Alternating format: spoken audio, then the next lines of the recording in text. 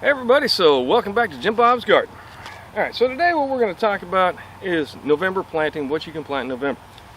Now, this becomes important right now in particular because everybody is freaking out over the election. Alright, oh my god, what happened? Or yay, whatever the case may be.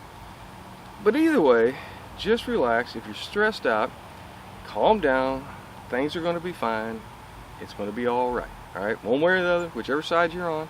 I'm not going to talk about my side, and I'm not going to talk about politics much, but what I want to tell you is, you know, one of the best ways to de-stress, grow a garden. Get your hands out in the dirt, get your face in the sun, get some outdoor time. Outdoor time is great. And I can't think of a better way to spend your outdoor time than growing food that is some of the healthiest, best nutrient dense food, which also helps with stress. And it's nothing quite as satisfying as coming out. I'm really excited so far because everything is looking really well. Okay, I'm very, very pleased, and I'm going to show you kind of where we're at with all that. But first order of business.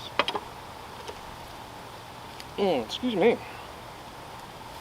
First order of business today, which is the 8th of November. All right, while we're talking about dates, let me bring this up.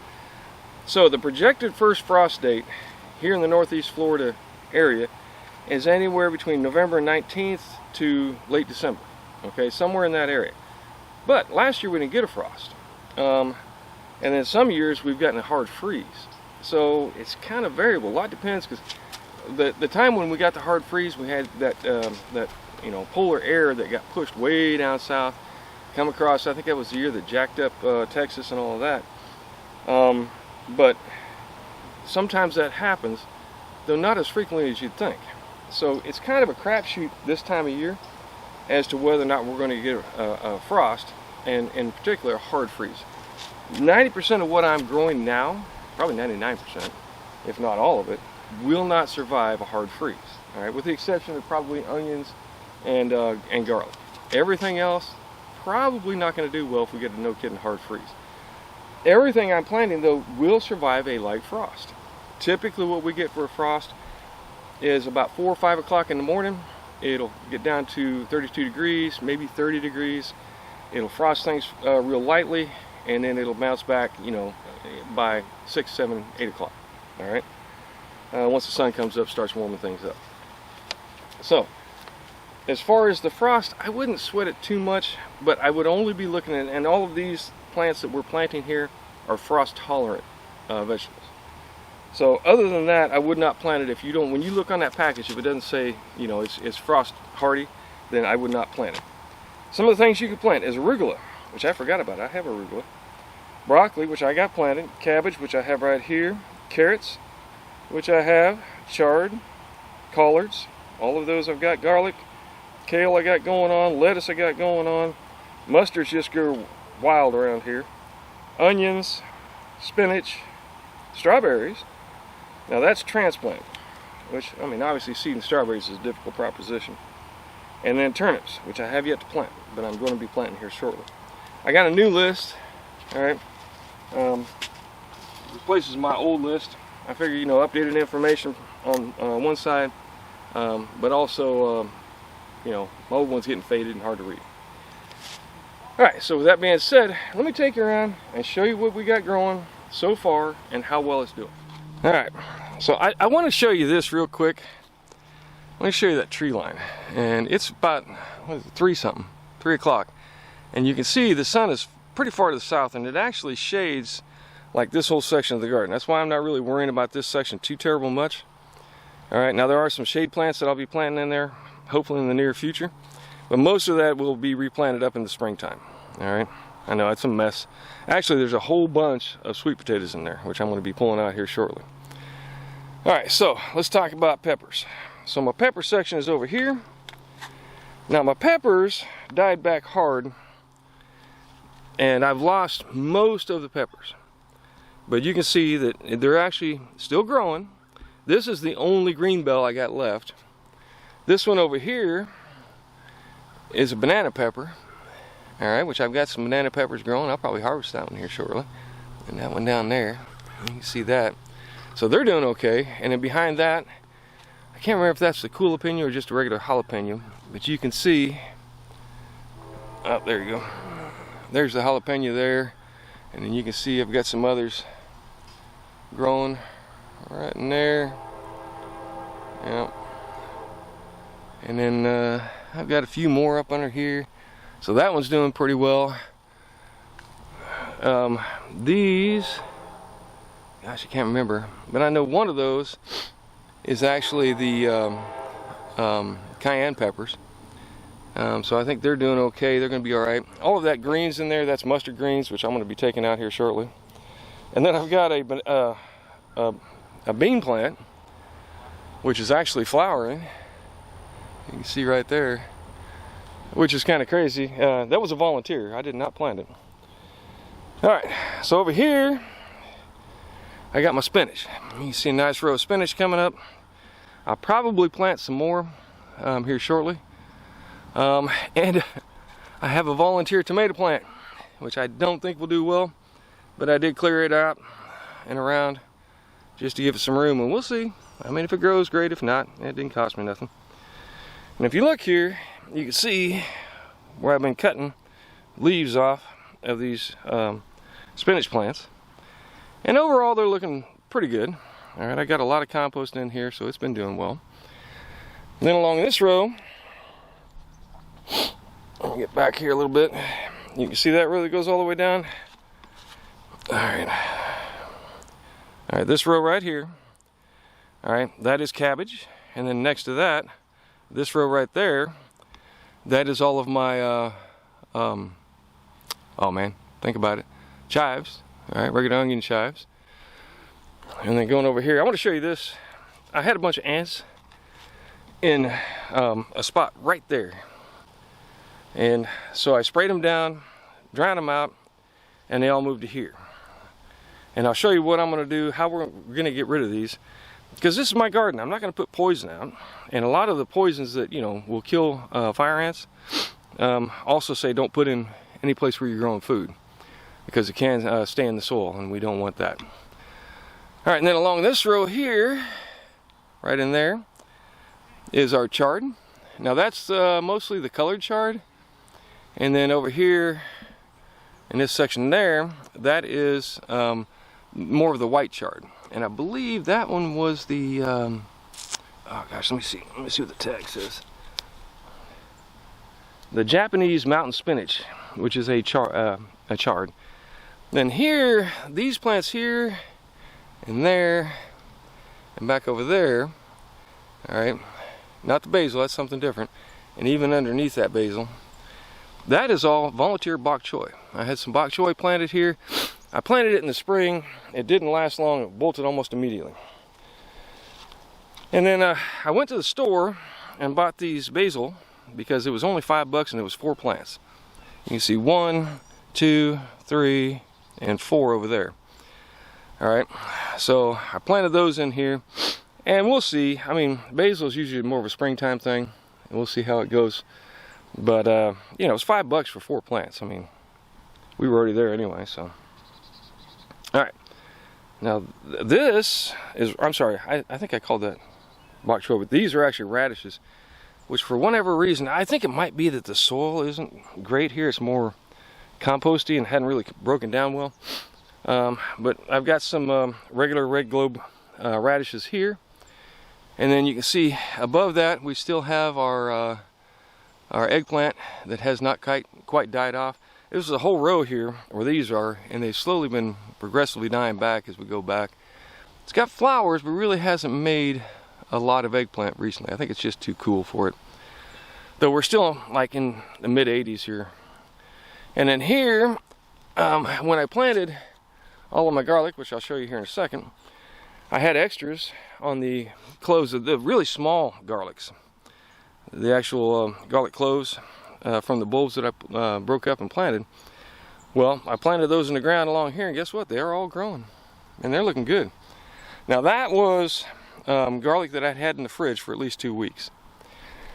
Now over here is the rest of the garlic, and man, I don't know if you can see, they're doing very well. All right, I'm very impressed with those. I got a spot next to it where I'm going to be planting more garlic. These are the store-bought garlic. And the only thing I did was, I did prep the soil by putting a whole bunch of compost in here and ran my tiller through it, ground it all up so it's all in the soil. But as far as I can tell, every stinking one that I planted has actually sprouted. So that is definitely a win. All right, and that's way cheaper than buying seed garlic. All right, so and from there, we're gonna go through here. Now this area got kind of jacked up, okay? You can see that the growth is kind of sparse and kind of weird. A couple of different things are going on here. One, in a couple areas right there, and then further down between them two patches of green right here, we had a cat get in there, our cat actually, I believe, and do his business. And of course, in the process of covering the business, they managed to completely jack up my rows. But if you look carefully, you can see, like right here, that is a curly kale, all right? And then there's another one there and so on. And I gotta come through and pull the weeds out once they get a little bit bigger. And then over here, I've got broccoli sprouting in this row here. If you can see right along there and up, all right, which is kind of hard to define. You can kind of see it from a distance better. All right, and then the carrots are right here. Now I got some spots where they didn't grow, but again, where the cat kind of threw everything everywhere. I've got a carrot growing here, which is not in my line. I like my lines because then I can tell what's what and where it is. And then I got a carrot growing here. So carrot seeds got scattered everywhere. And we'll see what ends up coming up. I might have to plant some more. But that's okay, because that'll be succession planting anyway. And I got more carrots here. Same thing happened down in this section. The cat tore it all up right in this area here, and drug all of that out. Now these plants here, those are volunteer daikon radishes. All right, and let's go over here. Let's start here. So right here, what I have in this area here, this is all my tatsoi, which is really starting to get up and big and starting to look good. And then behind that are my French breakfast radishes, which I just have a short line of, and I'll plant some more probably here pretty soon. All right, they take about a month to actually grow up. And if you're looking for a quick food source, radish greens are eminently edible. All right, so then the tatsoi, and then if you look back here, right, like that one there, that's my collard greens. I got babies there, got babies there, all along that row. You can kind of see it a little better when I go from this angle. All right, so this is all growing very well. And then these that I planted last year, which are my garlic chives, are doing fantastic. They're just taking the garden by storm, which will hopefully help keep the bugs off. Then let's go over here. Now this is my lettuce patch basically, and I have weeded some of it out. You can see some of the lettuce is coming up, and I just scattered the seed throughout the bed. All right, but this was a black-seeded Simpson. Forget the name of that one, and this is a more of a red lettuce. Now over here, I've got a couple of lettuce plants coming up, like one there. Where did I see the other one? Oh, there's another one back there. And they get just the slightest hint of purple to them, and looking more red. But I have some Merlot. If this doesn't really come up good, I'll go ahead and plant some more in there. And then you can see the mustard greens are popping up into this section here. I wanted to try and give it time to actually start growing the lettuce before I started pulling stuff out. Like I have at least one lettuce plant back there. All right, but I'm gonna probably end up having to weed this out, and then we'll see where it goes from there. And of course, behind that we have our spring onions, or the munching onions, which, it's hard to get onions growing this time of the year. So that's what I basically do, and we can take the tops off of those if we want onion in our food. So another thing that I wanted to show everybody is my onions. So if you look here, you can kind of see. All right, let's see here. If we go right up here, right along that line there. You can see onion line there, an onion line right here. So now that's the Texas granos, and they're all coming in pretty nice. And there's another row right there. I don't know what it is. Something got into my yard, and I'm thinking it's probably the cat. Like jumped over and landed real hard. It's right along my line of onions, of course. Now onions are very easy to transplant. So once these get up and get a little bigger, I'll be transplanting the onions anyway. Man, I just stepped right on my onions. But so I've also got onions coming in, and it looks like most of what I planted has sprouted. So it looks like we will have a bumper crop of onions again. Everything's looking really good. I gotta say that I am probably about as excited about my garden as I have been in a very long time. Now I did plant the purple onions along here. What were they? Violeta de Gama or something like that. They have not yet sprouted. I don't know if they will. The seeds are a bit old. We'll see as time goes on whether or not that actually happens. So that's what I got going. So far, I mean, everything's looking really good. I'm very pleased so far with the garden. I'm actually quite excited. All right, the lettuce, not as happy about that as some of the rest of it, but man, we're gonna have greens, lots and lots of greens, and everything I believe should survive a frost. I think this is the most I've put out in the fall in probably the entire time I've been here. So really happy, really pleased. Got a lot of hope looking forward. And that's the thing, that's one of the things about gardening. I talked to you earlier about, you know, using garden as a stress reliever. I highly recommend it. Yeah, I swear I hear my cat. But anyway, it's a great stress reliever. So are pets, by the way. So if you're feeling stressed, you're feeling like things have kind of gotten ugly for you for whatever reason, political or otherwise, a great way to do it if you have, you know, the ability to, like we do here down in Florida. I highly recommend gardening. I highly recommend getting out, and even if you can't garden, get out in the sunlight, get out in the natural environment, and it just helps a lot. I can't tell you how much sunlight helps. But with that being said, I don't want to get into that too much. All right? I'm not your psychologist, I'm not your psychiatrist. Far from it. I don't even have a college degree. Anyway, I'm going to go back over the list of what to grow in November. Keeping in mind that our projected first frost can be anywhere from November 19th-ish all the way out until mid to late December, if at all. We may not get one at all. All right, so make sure it's all, and all of these on this list are frost tolerant.